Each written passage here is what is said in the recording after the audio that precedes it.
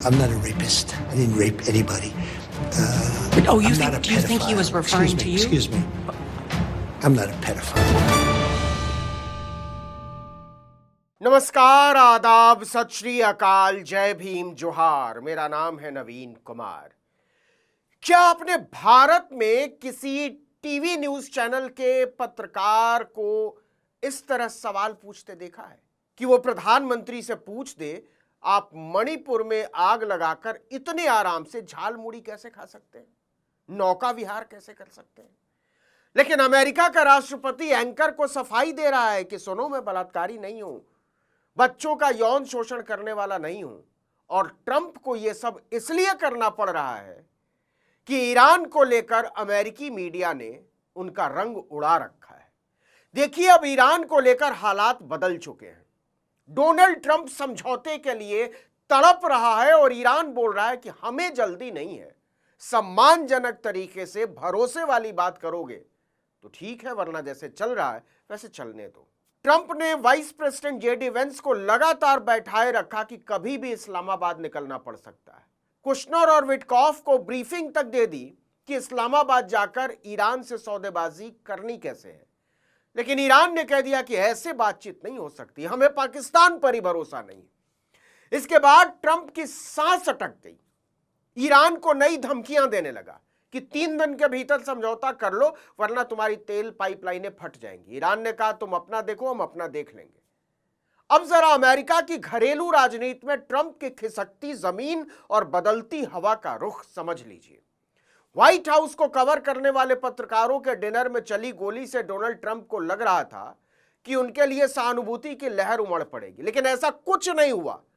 बल्कि अमेरिका के लोग कहने लगे कि ट्रंप ने अपनी मूर्खताओं और बड़बोलेपन के चक्कर में अपनी जान तो खतरे में डाली ही है, अमेरिकियों की सुरक्षा को भी दांव पर लगा दिया है। तो समझिए ट्रंप क्यों कह रहा है कि 3 दिन में समझौता कर लो, क्योंकि 30 अप्रैल तक अगर समझौता नहीं होगा तो ट्रंप का अमेरिका में ही बाजा बज जाएगा और पाकिस्तान का बाजा बजा दिया है ईरान ने। ईरानी संसद की राष्ट्रीय सुरक्षा और विदेश नीति समिति के प्रवक्ता इब्राहिम रेज़ई ने इस सौदे में एक मध्यस्थ के तौर पर पाकिस्तान की भूमिका पर ही सवाल उठा दिए।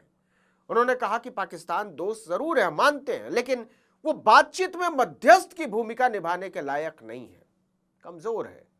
रेज़ई ने कहा कि पाकिस्तान अक्सर डोनाल्ड ट्रंप और अमेरिका के हितों को ध्यान में रखता है। साफ साफ नहीं कहा कि उसका पिट्ठू है, लेकिन मतलब यही था। कहा उनके खिलाफ कुछ नहीं कहता, इसलिए वो निष्पक्ष नहीं माना जा सकता है। उन्होंने कहा कि सही मध्यस्थ वही होता है जो दोनों पक्षों के बीच निष्पक्ष रहे, न कि हमेशा एक ही पक्ष की तरफ झुका रहे। और अफसोस के साथ कहना पड़ रहा है कि पाकिस्तान बिल्कुल ऐसा ही है, अमेरिका की तरफ झुका हुआ। देखिए, रेज़ई का बयान ऐसे समय में आया है जब ईरान के विदेश मंत्री अब्बास अरागची 24 घंटे में 2 बार पाकिस्तान का दौरा कर चुके थे। और जैसे ही ईरान ने कहा कि हमें पाकिस्तान पर भरोसा नहीं है, डोनाल्ड ट्रंप की हालत खराब हो गई। धमकाने लगा कि देखो, हमारे पास सीज फायर पर सहमत होने के लिए केवल 3 दिन है, जल्दी से जैसा कहता हूं कर लो, नहीं तो तुम्हारी तेल पाइपलाइन में ब्लास्ट हो जाएगा। फॉक्स न्यूज को दिए इंटरव्यू में ट्रंप ने कहा कि अगर ईरान तेल का निर्यात नहीं कर पाता तो पाइपलाइन में दबाव बढ़ेगा। ऐसा इसलिए होगा क्योंकि तेल को जहाजों या स्टोरेज टैंकों में भेजने का रास्ता बंद है और उस पर नाकेबंदी लगी हुई है, तो देख लो भाई, समझौता कर लो। ईरान ने इसको हवा में उड़ा दिया। अब असली चीज समझिए, जैसे जैसे 30 अप्रैल करीब आ रहा है, ट्रंप की बेचैनी क्यों बढ़ती जा रही है? क्योंकि 30 अप्रैल ट्रंप की सबसे कमजोर नस बन गई है।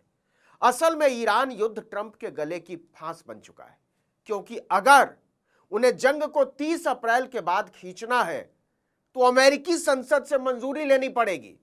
अमेरिकी संविधान के अनुसार किसी भी युद्ध को 60 दिन से ज्यादा चलाने के लिए संसद की नए सिरे से मंजूरी अनिवार्य है।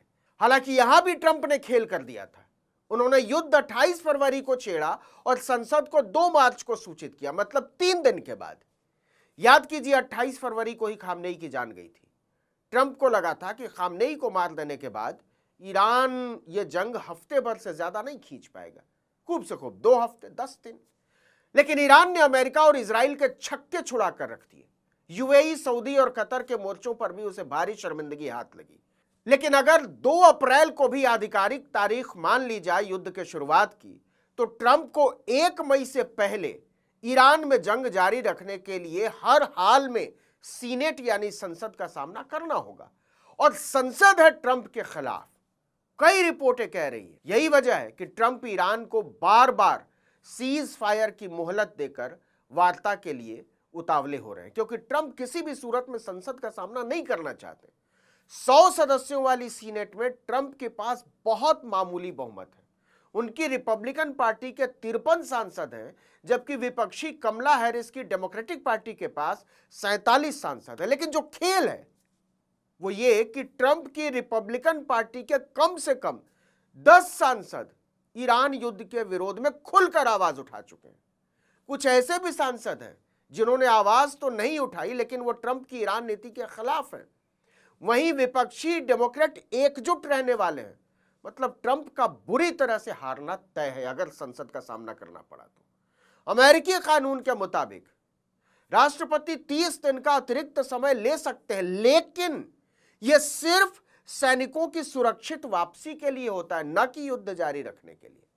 मतलब ट्रंप को संसद का सामना करना ही होगा, और अगर संसद में ईरान पर प्रस्ताव आया तो भदपिटनी तय है, बुरी तरह से हारेंगे। यही वजह है कि ट्रंप 1 मई से पहले किसी भी तरह युद्ध को खत्म करना चाहते हैं, सीज फायर करना चाहते हैं, समझौता चाहते हैं। और अगर वो सीज फायर समझौता करने में नाकाम होते हैं तो उन्हें अमेरिकी संविधान की अनदेखी करनी पड़ेगी, तौहीन करनी पड़ेगी। वो ये कह सकते हैं कि हमने लगातार 60 दिन ईरान में जंग नहीं लड़ी, इसलिए संसद की मंजूरी लेने का कानून ही लागू नहीं होता। मिसाल के तौर पर 2011 में राष्ट्रपति बराक ओबामा ने लीबिया में 60 दिन से ज्यादा सैन्य कार्रवाई जारी रखी थी और कहा था यह कानून इसलिए लागू नहीं होता है कि वहां लगातार लड़ाई जैसी स्थिति नहीं थी, छिटपुट युद्ध था। लेकिन यह दलील भी संसद के सामने ही रखनी होगी। दूसरी बात जो ट्रंप के ज्यादा खिलाफ जाती है वो ये कि ये उनका दूसरा कार्यकाल है। अमेरिका में कोई भी व्यक्ति 2 बार से ज्यादा राष्ट्रपति नहीं हो सकता है।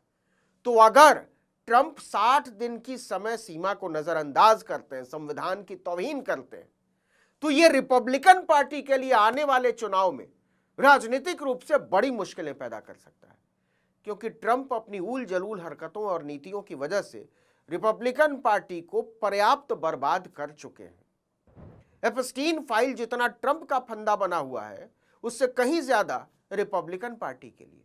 यही वजह है कि ट्रंप ईरान के आगे लगभग गिड़गिड़ाने के मुद्रा में पहुंच गए कि प्लीज समझौता कर लो और मेरी इज्जत बचा लो, वरना अमेरिकी जनता और मेरी अपनी रिपब्लिकन पार्टी मुझे कहीं का नहीं छोड़ेगी।